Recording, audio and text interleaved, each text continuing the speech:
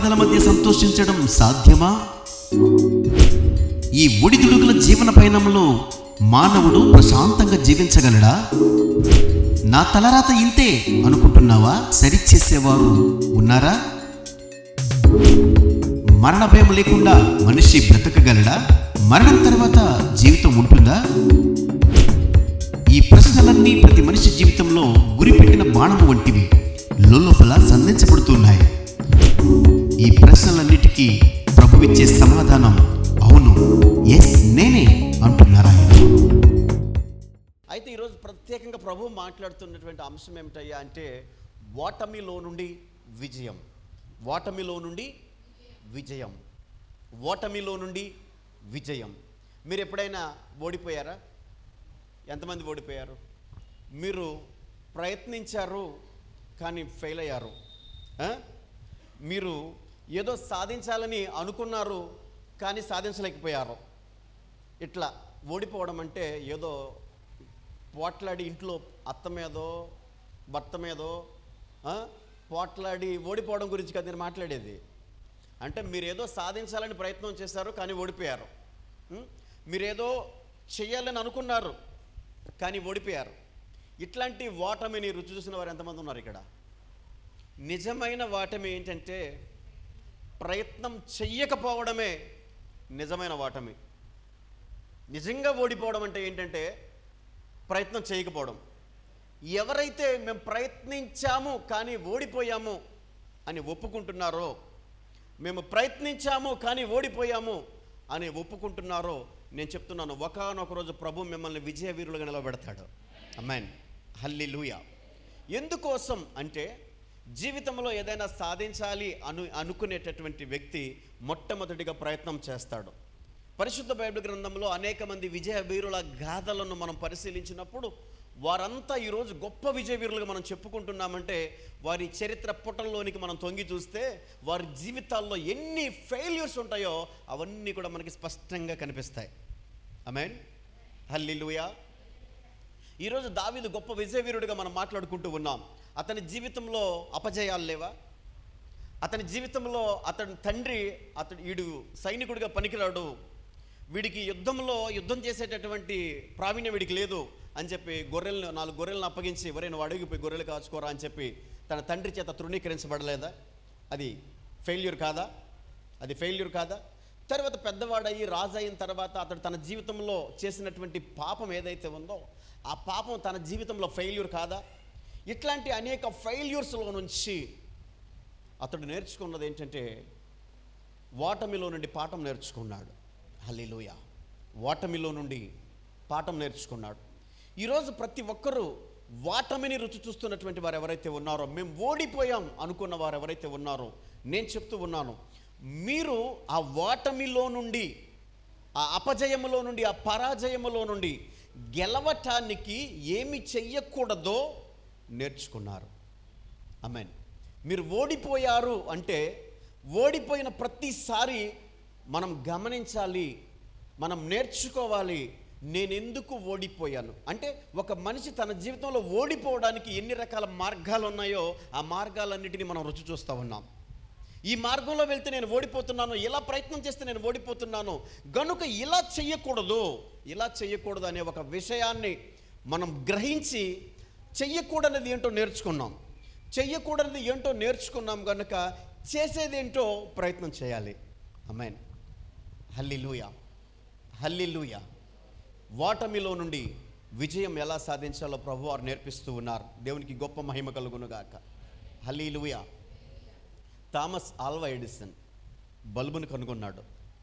ఆ వ్యక్తి, ఒరే నువ్వు చదువుకి పనికిరావు పొమ్మని స్కూల్లో నుంచి తరిమి వేయబడినటువంటి వ్యక్తి.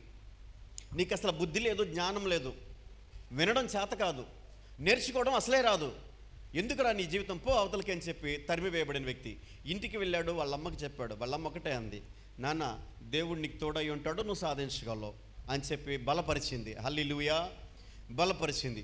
తను ప్రయత్నం చేశాడు, ఫెయిల్ అయ్యాడు.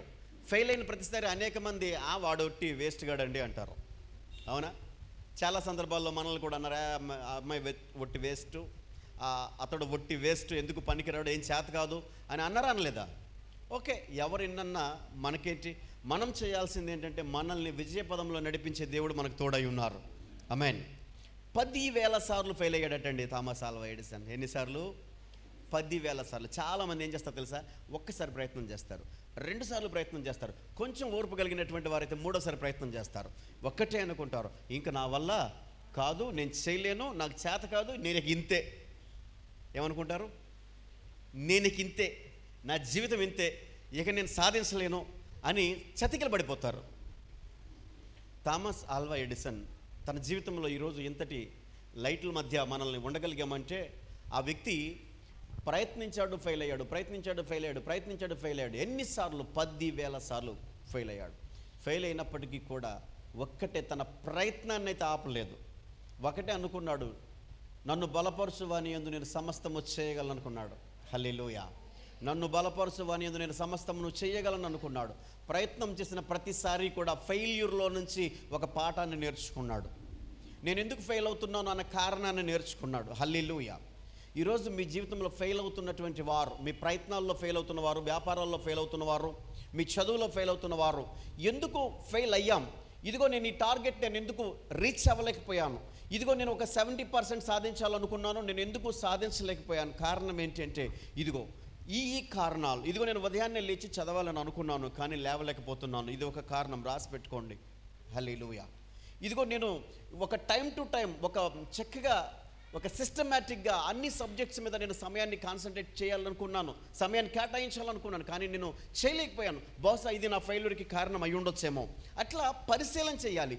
ఎందుకు ఫెయిల్ అయ్యాం అనేది మనం పరిశీలన చేసుకుంటూ ముందు అడుగు వేయాలి. దేవునికి మహిమ కలుగునుగాక. ఆమేన్. ప్రతి ఒక్కరి జీవితంలో అపజయాలు, పరాజయాలు, ఓటములు అనేవి ఉన్నవి. ఆమేన్.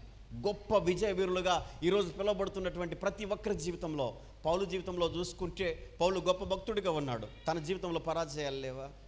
ఎన్ని అపజయాలు, ఎన్ని ప్రాణాపాయకర పరిస్థితుల్లో, ప్రాణాలు గుప్పెట్లో పెట్టుకుని పారిపోయినటువంటి పరిస్థితులు, ఇబ్బందికరమైన పరిస్థితులు, తిండి లేని పరిస్థితులు, వ్యాధి బాధల మధ్య నలిగిపోతున్న పరిస్థితులు, ఎన్ని ఓటములు, ఎన్ని భయంకరమైనటువంటి పరిస్థితులు, వాటన్నిటిలో నుంచి ఓర్పుతో, సహనముతో ముందుకు సాగాడండి.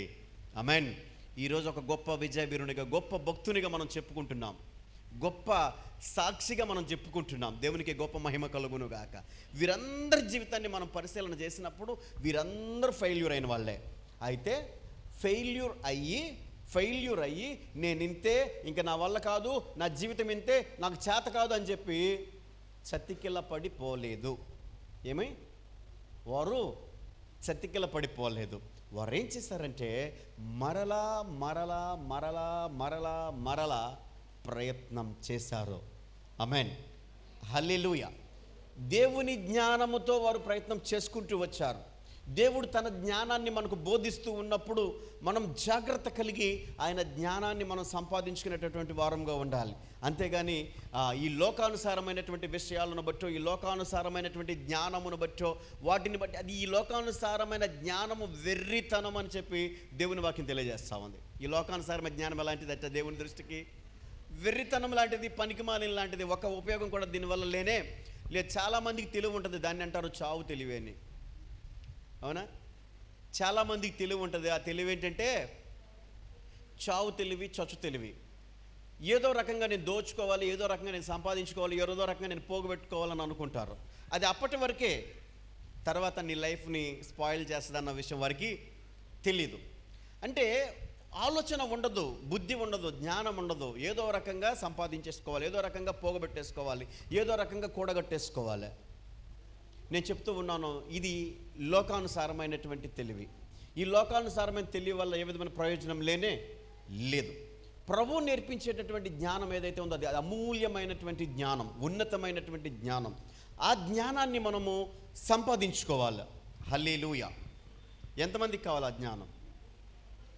అందరికీ కావాలి. దేవుడు అందరికీ ఆ జ్ఞానం అనుగ్రహించునుగాక. ఆమేన్. హల్లెలూయా. హల్లెలూయా. దేవునికి స్తోత్రం చెప్దాం. హల్లెలూయా. విలియం కేరీ ఎంతమందికి తెలుసు? విలియం కేరీ చాలాసార్లు విన్నారు కానీ మర్చిపోయారు మీరు. ఓకే. విలియం కేరీ తన జీవితంలో ఇతర దేశం నుంచి భారతదేశానికి వచ్చినటువంటి ఒక సువార్థికుడు. అతడు తన జీవితంలో చాలా కోల్పోయాడండి, చాలా కోల్పోయాడు. అతడు పరిశుద్ధ బైబిల్ గ్రంథాన్ని హెబ్రీ భాషలో నుంచి మరి మన భారతీయ భాషల్లోనికి 27 భాషలు నేర్చుకొని తర్జుమా చేశాడు. చేసినటువంటి ప్రతులను ప్రింట్ వేయాలని చెప్పి ఒక చోట స్టోర్ చేశాడు. స్టోర్ చేస్తే అతడు ఒకానొక రోజు వేరే ప్రాంతంలోకి వెళ్ళి తిరిగి ఆ ప్రాంతానికి వచ్చేసరికి ఆ వ్రాత ప్రతులన్నీ కూడా కాలిపోయినాయండి. సంవత్సరాల కష్టము ఒక క్షణంలో కాలి బూడిదైపోయింది. ఎంత బాధ! ఒకసారి ఆలోచన చేయండి. అతడు మన కోసం ఈరోజు దేవుని యొక్క జ్ఞానాన్ని మనం సంపాదించుకుంటున్నామంటే మన భారతీయ భాషల్లోనికి అతడు ఎంతో శ్రమించి పరిశుద్ధ బైబిల్ గ్రంథాన్ని అనువదించాడు. హల్లెలూయా. అతడు చాలా పొట్టివాడు, 4 అడుగుల చిల్లర ఉంటాడు.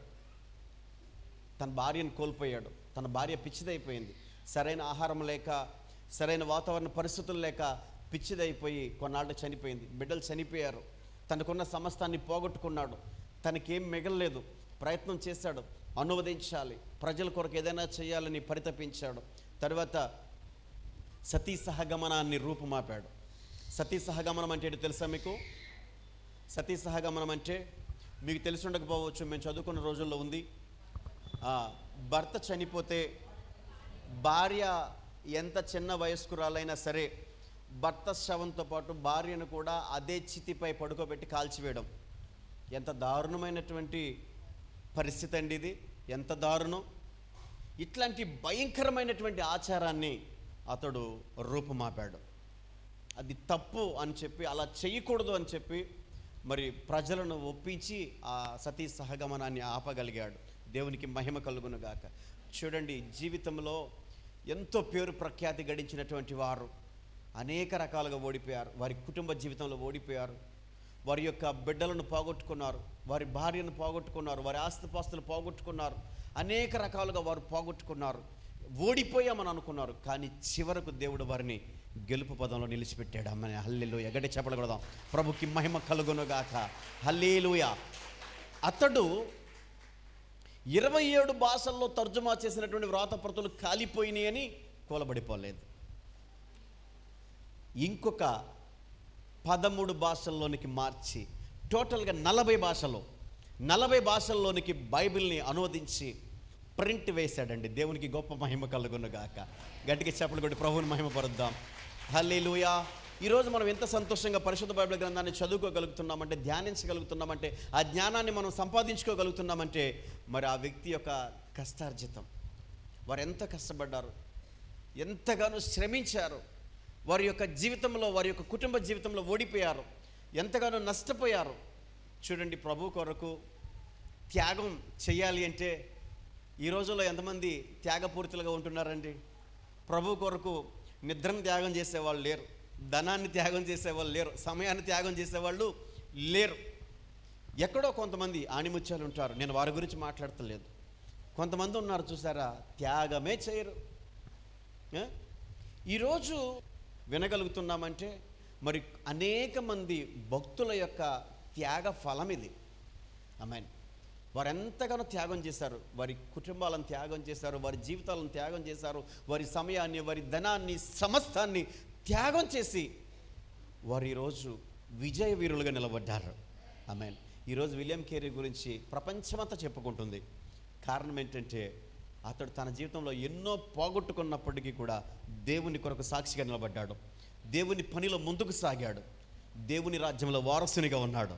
ఆమేన్. హల్లెలూయా. ప్రతి విషయంలో కూడా ఓటమిలో నుండి విజయం, ఓడిపోకుండా విజయం అనేది రాదు. ఓడిపోవడం ద్వారా ఒక మనిషి నేర్చుకుంటాడు. ఓడిపోవడం ద్వారా ఏ విషయాలు దేవుడు నేర్పించాలనుకుంటున్నాడు, ఎందుకు దేవుడు మనకి ఓటమిని అనుగ్రహిస్తున్నాడు. చాలామంది మనం ప్రయత్నం చేస్తూ ఉన్నాము, ప్రయత్నిస్తూ ఉన్నాం, ఓడిపోతూ ఉన్నాం. మీరు కావచ్చు, నేను కావచ్చు, అనేక విషయాల్లో ఓడిపోతూ ఉన్నారు. ఓడిపోతూ ఉన్నప్పుడు దేవుణ్ణి నమ్మినటువంటి బిడ్డలకు దేవుడు విజయం అనుగ్రహిస్తాడు కదా. మరి ఎందుకు దేవుడు ఓటమిని మన జీవితంలోనికి అలౌ చేస్తున్నాడు? ఓటమి ద్వారా ఏమి నేర్చుకోవాలని దేవుడు కోరుకుంటున్నాడు అంటే, ఓటమి ద్వారా ఏమి నేర్చుకుంటున్నాం ఒకసారి మీరు ఆలోచించి నాకు చెప్పండి. ఓడిపోయినటువంటి ఒక వ్యక్తి, మీరు మీ జీవితంలో ఓడిపోయినప్పుడు మీరు ఎప్పుడు కూడా ప్రాక్టికల్గా ఆలోచించండి. ఏదోటి చెప్పేయడం కాదు, ప్రాక్టికల్గా ఆలోచించండి. నీవిప్పుడు ఓడిపోయావు, ఒక ప్రయత్నం చేసావు, ఓడిపోయావు. నీకు ఎలాంటి అనుభవం కలిగింది? ఓటమి ఎందుకు ఓడిపోయాననే కారణం మీకు తెలుస్తుంది. రెండవది, ఓడిపోయినటువంటి వాడు తన గర్వాన్ని తొలగించుకుంటాడు. ఓడిపోయినటువంటి వాడు ఎప్పుడైనా సరే కాలరగ హే నేను ఓడిపోయాను అన్నాడా? ఓడిపోయిన వాడు తగ్గింపు స్వభావం కలిగి ఉంటాడు. ఓడిపోయిన వాడు తన గర్వాన్ని తొలగించుకుంటాడు. ఓడిపోయిన వాడు దీనత్వాన్ని నేర్చుకుంటాడు. ఓడిపోయిన వాడు హంబుల్గా ఎలా ఉండాలి, ఎలా మాట్లాడాలి, ఎలాంటి స్వభావం కలిగి ఉండాలి అనేది నేర్చుకుంటాడు. ఓడిపోయిన వాడు ఇంకొక ఓడిపోయిన వాడిని చూసి ఎగతాళి చేయడు. హల్లెలూయా. ఎందుకంటే ఓటమి అనేది వచ్చినప్పుడు అతడు ఎంత కృంగిపోయాడో, ఎంత దీనుడైపోయాడో, ఎలాంటి పరిస్థితిని అతడు చవి చూశాడో తెలుసు కనుక ఇంకొక ఓడిపోయినటువంటి వ్యక్తికి ఆదరణగా నిలబడతాడు. ఆమేన్, హల్లెలూయా. అందుకని ఓటమిలో నుంచి అనేక పాఠాలను దేవుడు మనకు నేర్పిస్తున్నాడు. ఎందుకు ఓటమిని దేవుడు మనకు అనుగ్రహిస్తాడంటే, ఒకటి మన గర్వాన్ని అణచడానికి.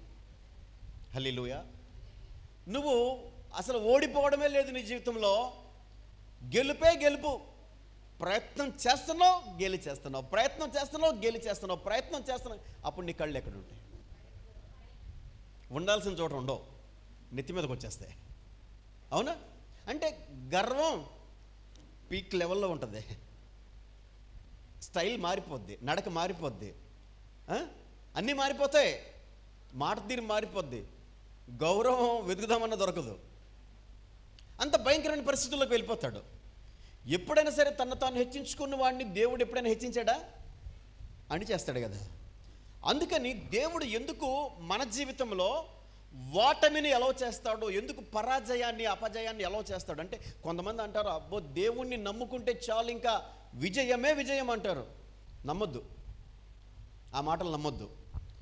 దేవుణ్ణి నమ్మినటువంటి వారికి కూడా, దేవుని సన్నిధికి వస్తున్నటువంటి వారికి కూడా, నువ్వు ఎంతటి గొప్ప విశ్వాసివైనా, ఎంత రెగ్యులర్గా దేవుని సన్నిధికి వస్తున్నా, ఎంత రెగ్యులర్గా నీ దశంభాగం ఇస్తున్నప్పటికీ కూడా దేవుడు నీ జీవితంలో ఓటమిని ఎలో చేయడానికి కారణం ఏమిటయ్యా అంటే, నీ లోపల ఇంకా సరి చేసుకోవాల్సినవి, నువ్వు నేర్చుకోవాల్సిన క్రమశిక్షణ ఏదైతే ఉందో ఆ క్రమశిక్షణను నువ్వు అలవరుచుకోవడానికి దేవుడు నీకు ఓటమిని ఎలో చేస్తుంటాడు.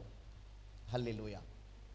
అందుకని ఓడిపోయిన ప్రతిసారి నేర్చుకునే వారంగా ఉండాలి. అంతేగాని జీవితం అయిపోయింది, ఇంకా నా వల్ల కాదు, నాకు చేత కాదు, నేను చేయలేను, నేను ఇంతే అయిపోయిందని చతికిలు పడిపోతే, వాక్యం చెప్తుంది శ్రమ దినమున, ఓటమంటే శ్రమ కదండి, ఓడిపోవడం అంటే శ్రమే కదా. శ్రమ దినమున నీవు కృంగిన ఎడల చేతకాని వాడివైపోతావు, ఇంకెందుకు పనికిరావు, చేతకాని వాడివైపోతావు. అందుకని ఓటమిలో నుండి విజయం అంటే, ఓటమి మరలా నిన్ను ప్రయత్నించేలా చేస్తుంది, నీకొక క్రమశిక్షణను నేర్పిస్తుంది. క్రమశిక్షణ. అమ్మ తిట్టిందనో, నాన్న కొట్టాడనో, బాస్ ఏదో అన్నాడనో మీరు చతికిలు పడిపోతే ప్రయోజనం లేదు. మీ జీవితంని అలా కూలబెట్టేసుకుంటే ప్రయోజనం లేదు. ఎందుకు అన్నారు, ఎందుకు అమ్మ తిట్టింది, ఎందుకు నాన్న కొట్టారు, కారణం ఏంటి, నా తప్పేంటి, నేనేం చేశాను అని ఆలోచన చేయాలి. అవునా అండి? ఈరోజు పిల్లలు ఒక దెబ్బేస్తుంటే నన్ను ఎందుకు కొట్టావు, నన్ను ఎందుకు తిట్టావు అనే రీతిలో వచ్చేస్తున్నారు. అది కాదు చేయాల్సింది. ఎందుకు అమ్మ తిట్టింది, ఎందుకు నాన్న కొట్టారు, ఎందుకు ఇలా జరిగింది, నా తప్పేంటి అని ఆలోచన చేయాలి ప్రతి పిల్లవాడు, ప్రతి అమ్మాయి కూడా. హల్లెలూయా. అంతేగాని ఏదో ఆలోచన చేసుకొని, ఏదోలాగా ఆలోచించి వారికి వ్యతిరేకమైనటువంటి భావం పెట్టుకొని వ్యతిరేకమైన రీతిలో నడుచుకోకూడదు. ఎందుకు జరిగింది ఇలాగా, ఎందుకు నన్ను తిట్టారు, ఎందుకు తిడతారని తల్లిదండ్రులు మాట వినకపోతే తిట్టరా? ఇక్కడ పిల్లలు ఎంతమంది ఉన్నారు? అందరం పిల్లలమే, దేవుని పిల్లలం. అంటే మన తల్లిదండ్రులు మనల్ని ఏదో ఒక సమయంలో తిట్టారు, కొట్టారు, తిట్టారు. ఎందుకు కొట్టారు, ఎందుకు తిట్టారు? కారణం ఏంటి? మాట వినకపోవడాన్ని బట్టే కదా. వారి మాట మనం వినలేదు కదా, వారు చెప్పింది మనము చేయలేదు కదా. అందుకని వాళ్ళు ఏం చేశారంటే మన వీపు మీద విమానం మోత మోయించారు. అయితే ఈరోజు నేను చెప్తూ ఉన్నాను, దేవుని మాట కూడా వినకపోతే దేవుడు కూడా కొడతాడు. దేవుడు కూడా కొడతాడు. దేవుడు కొట్టినప్పుడు మనం ఏం చేయాలంటే నేర్చుకోవాలి. దేవుడు ఓటమితో కొడతాడు. నీ ప్రయత్నంలో నువ్వు విఫలమయ్యావు కదా, అది దేవుడు కొట్టడమే. నువ్వేదో సాధించాలని ప్రయత్నం చేసావు, సాధించలేకపోయావు, దేవుడు కొట్టడమే. దేవుడు నీకు నేర్పిస్తున్నాడు. ఆ ఓటమిలో నుంచి నువ్వు నేర్చుకోవాలి కొన్ని సంగతులు. నేర్చుకోకుండా అలా కోల్బడిపోయి జీవితం అయిపోయింది, ఇంకా ఇంతే, నేను ఇంతే, నా వల్ల కాదు, నాకు చేత కాదు అనుకుంటే ఎప్పటికీ ఏమీ సాధించలేవు. కానీ ప్రయత్నించాలి. దేవుడు ప్రత్యేకంగా మనతో ఈరోజు మాట్లాడుతుంది ఏంటంటే, అనేక మంది వారి జీవితాల్లో చేతకాని వాళ్ళలాగా మారిపోతూ ఉంటే, మీరు చేతకాని వాళ్ళు కాదు, ఎందుకు పనికిరారు అనుకున్నటువంటి వాళ్ళే ఈరోజు విజయవీరులుగా ఉన్నారు. కారణం ఏంటి అంటే, వారు ప్రయత్నించారు. వారి ప్రయత్నాన్ని విడిచిపెట్టలేదు. వారు మళ్ళీ ప్రయత్నించారు. వారు మళ్ళీ ప్రయత్నించారు. వారు సాధించేదాకా ప్రయత్నించారు. ఇంకెక్కడ లోపం ఉందో సరి చేసుకున్నారు. ప్రభు సన్నిధికి వచ్చారు, నేర్చుకున్నారు, వాక్యం ధ్యానించారు, ప్రభుని ప్రార్థించారు, జ్ఞానం ఇమ్మని వేడుకున్నారు. ప్రభు జ్ఞానం ఇస్తాడు. ఇవిడ యాకోబు 1:5 ఏమంటుంది? మీలో ఎవరికైనా జ్ఞానం కొదువుగా ఉన్న ఎడల వాడు నన్ను అడగవాలని అడిగితే నేను వాడికి ఎలా ఇస్తాడంట? ధారాళముగా ఇస్తాడట. హల్లెలూయా. ధారాళముగా ఇస్తాడు ప్రభు. అడగాలి ఆయన్ని. అడిగి ఆయన సన్నిధికి వచ్చి నేర్చుకోవాలి. జ్ఞానాన్ని నేర్చుకోవాలి ఆయన సన్నిధిలో. ప్రభా, నాకు జ్ఞానం దయచే తండ్రి, నాకు జ్ఞానం తక్కువగా ఉందయ్యా, జ్ఞానం దయచే ప్రభు అని చెప్పి ప్రభుని మనం వేడుకొని జ్ఞానాన్ని సంపాదించుకుంటే దేవుడంట ధారాళముగా జ్ఞానాన్ని అనుగ్రహిస్తాడట. హల్లెలూయా, హల్లెలూయా. ఇంకా ఎంతమంది వారి యొక్క జీవితాల్లో ఫెయిల్ అయ్యారయ్యా అంటే చాలామంది లిస్ట్ ఉందండి. దానియేలు ఫెయిల్ అయ్యాడు. షడ్రక్ మెషక్ అబేద్నెగోలు ఫెయిల్ అయ్యారు. ఎలా ఫెయిల్ అయ్యారు? మీరు అనుకోవచ్చు, అదేంటండి అగ్నిగుండం నుంచి దేవుడు బయటికి తీసుకొచ్చాడు, ఫెయిల్ అయ్యారంటే. అవును, ఫెయిల్ అయ్యారు. వారి దేశంలో నుంచి చెరగొనిపోబడ్డారు. వారి యొక్క దేశంలో నుంచి చెరగొనిపోబడ్డారు. రాజు తినేటటువంటి ఆహారం తినాలని వారికి ఆజ్ఞలు పెట్టారు. రాజు యొక్క ప్రతిమకి మొక్కాలని ఆజ్ఞలు పెట్టారు. వీటన్నిటి విషయంలో వారు ఫెయిల్ అయ్యారు. అనేక ఇబ్బందికర పరిస్థితులు ఎదుర్కొన్నారు, అనేక సమస్యలు ఎదుర్కొన్నారు. వీటన్నిటి విషయంలో వారి జీవితంలో వారు ఫెయిల్ అవుతూనే ఉన్నారు. కానీ వారి ప్రయత్నాన్ని, ఏమిటి ఆ ప్రయత్నం? ప్రభుని మెప్పించే ప్రయత్నం, ప్రభుని ఆరాధించే ప్రయత్నం, ప్రభువుకు మాత్రమే ప్రార్థించే ప్రయత్నం ఏదైతే ఉందో ఆ ప్రయత్నాన్ని వారు విడిచిపెట్టలేదు. మరలా ప్రయత్నించారు. ప్రాణాపాయకర పరిస్థితి వచ్చింది, ప్రాణాల మీదకి వచ్చింది. రాజుగారు అన్నారు, నేను చంపేస్తామన్నారు, చంపేసుకోమన్నారు. హల్లెలూయా. తీసుకెళ్ళి అగ్నిగుణంలో పడేస్తే దేవుడు వారికి తోడయ్యుండి బయటికి నడిపించారు. దేవునికి గొప్ప మహిమ కలుగును గాక. అన్నిసార్లు దేవుడు కాపాడతారా? అన్నిసార్లు దేవుడు కాపాడతారా అంటే, దేవుడు కొన్నిసార్లు దేవుని మహిమార్థమై దేవుడు కాపాడతారు. కొన్నిసార్లు దేవుడు మరణానికి అప్పగిస్తాడు. అది ఎంతటి గొప్ప భక్తులైనా సరే, ఎంతటి గొప్ప విజయవీరులైనా సరే, నువ్వెంతటి భక్తిపరుడవైనా సరే, కొన్నిసార్లు దేవుడు నిన్ను కాపాడతాడు, కొన్నిసార్లు వదిలేస్తాడు. వదిలేసేది మన మంచికే. భక్తుడైనటువంటి పౌలు ఏమంటాడు? బ్రతుకుట క్రీస్తే, చావు లాభమే. బ్రతికితే క్రీస్తు కొరకే, చావు అయితే లాభమే అన్నాడు. ఎందుకోసం అంటే, స్టెఫన్ విషయంలో స్టెఫన్ ఎలా మరణించాడు? రాళ్ల చేత కొట్టబడ్డాడు. రాళ్ల చేత అందరూ కొడతా ఉంటే దేవుడు కాపాడలేడా? స్టెఫన్ భక్తుడు కాదా? హల్లెలూయా. మరి అట్లాంటి స్టెఫన్ రాళ్ల చేత కొట్టబడుతూ ఉన్నప్పుడు దేవుడు అతన్ని కాపాడలేదు. ఎందుకనంటే, స్టెఫన్ చేయవలసినటువంటి పని ఏదైతే ఉందో అది అక్కడికి ముగియబడింది. స్టెఫన్ చేయవలసిన పని ఏదైతే అక్కడ ముగియబడింది. స్టెఫన్ని దేవుడు తన రాజ్యంలోకి తీసుకువెళ్ళాలనుకున్నాడు. ఇక అందుకని మరణానికి వదిలేశాడు. వదిలిన తర్వాత ఇక్కడ మరణించినటువంటి వారు దేవుని రాజ్యానికి తీసుకెళ్ళబడతారు. హల్లెలూయా. మరి షడ్రక్ మెషక్ అబేద్నెగోలను ఎందుకు కాపాడాడు దేవుడు అంటే, అక్కడ వారిని కాపాడవలసిన పరిస్థితి ఉంది. అక్కడ వారిని కాపాడడం ద్వారా అనేక లక్షల మంది ప్రజలు ప్రభువుని తెలుసుకోగలుగుతారు. ఆమేన్. వారు సజీవంగా బయటకు వచ్చిన తర్వాత రాజుగారు ఏమన్నాడు? షడ్రక్ మెషక్ అబేద్నెగో అని పిలువబడుతున్నటువంటి వీరి దేవుడే నిజమైన దేవుడు, ఆరాధ్యుడు. గట్టిగా చెప్పలు కొడదామండి. హల్లెలూయా. వీరి దేవుడే సజీవుడు, వీరి దేవుడే ఆరాధనకు అర్హుడు అని చెప్పి వెంటనే తన ప్రతిమను తనే పడగొట్టి ఆ రాజ్యమందంతటా చాటింపు వేయించాడు. దేవుని నామం మహిమపరచబడింది. అనేక మంది ప్రజలు ఆయనను అంగీకరించగలిగారు. అనేక మంది ఆయన సత్యమైన మార్గంలోనికి నడవగలిగారు. దేవునికి గొప్ప మహిమ కలుగును గాక. ఆమేన్. హల్లెలూయా. చూడండి, ఈ విధంగా దేవుడు కొన్ని సందర్భాల్లో నువ్వెంత భక్తి పరురాలమైనా, ఎంత భక్తుడమైనా సరే, కొన్ని సమస్యలు, కొన్ని వ్యాధి బాధలు మన జీవితంలోనికి వచ్చినప్పుడు కొన్నిసార్లు దేవుడు మనల్ని విడిపిస్తాడు, కొన్నిసార్లు మరణానికి అప్పగిస్తాడు. నువ్వేదో వ్యాధి బాధల మధ్య ఉంటే నువ్వేదో పాపం చేసావనో, ఏదో సమస్యల వలలో కూరుకుపోతే నువ్వేదో పాపం చేసావో అని కాదు ఇక్కడ. కాకపోతే కొన్ని సందర్భాల్లో దేవుడు విడిపించవచ్చు, కొన్ని సందర్భాల్లో దేవుడు వదిలేయవచ్చు. ఈ విషయాన్ని ప్రతి ఒక్కరు కూడా గమనించాలి. ఎవరి జీవితంలోనూ ఏదైనా సమస్య ఉంటే, ఏదైనా వ్యాధి ఉంటే, వారు ఇబ్బందికరమైన పరిస్థితుల్లో నలిగిపోతూ ఉంటే ఏం పాపం చేశాడో అని అనుకోకండి. ఓకేనా అని అనుకోకండి. ఏం పాపం చేసిందో వీరికి ఇలా సంభవించింది అని అనుకోకండి. ఎందుకనంటే కొన్ని సందర్భాల్లో దేవుడు విడిపిస్తాడు, కొన్ని సందర్భాల్లో దేవుడు వదిలేస్తాడు. ఏదైనా దేవునికి మహిమ. ఆమేన్, హల్లెలూయా. అయితే మనం చేయాల్సింది, దేవుడు వదిలేశాడేమో అని అనుకోవద్దు, ప్రార్థన చెయ్యండి. ఎప్పటిదాకా ప్రార్థన చేయాలంటే, ఎప్పటిదాకా ప్రార్థన చేయాలి? ఇప్పుడు దావీదు యొక్క జీవితంలో, దావీదు యొక్క బిడ్డ మరణాపాయకర పరిస్థితుల్లో ఉన్నప్పుడు దావీదు ఇంత సమయం వరకు ప్రార్థించాడు. ఎంత సమయం అది? మధ్యాహ్నం 3 వరకు అనబాకండి. ఎప్పటి వరకు ప్రార్థన చేశాడు దావీదు? ఆ బిడ్డ చనిపోయేటంత వరకు ప్రార్థన చేశాడు. ఆ బిడ్డ చనిపోయింది అనుకున్నాక ఏం చేశాడు తెలుసా? శుభ్రంగా స్నానం చేసి సుగంధ ద్రవ్యాలు పూసుకుని భోజనం చేశాడు. దేవునికి మహిమ కలుగునుగా. ఎందుకని అంటే, దేవుడు ఒకవేళ నా మీద దయ తలిచి నా బిడ్డను బ్రతికిస్తాడేమో అనుకున్నాడు. దేవుని చిత్తం అది కాదు.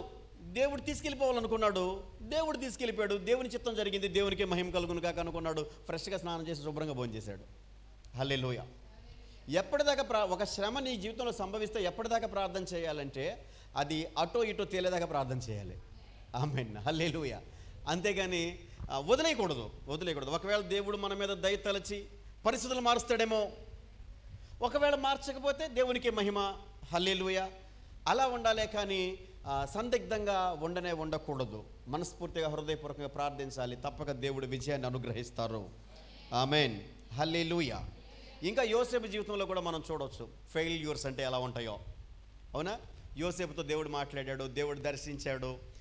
ఎంతో నిన్ను గొప్పవానిగా చేస్తాను, నీ 11 అన్నలు కూడా నీకు సాష్టాంగపడి నమస్కరిస్తారు అని చెప్పి ఎంతో గొప్ప దర్శనాలు చూపించాడు. తీరా చూస్తే గుంటలో పడ్డాడు.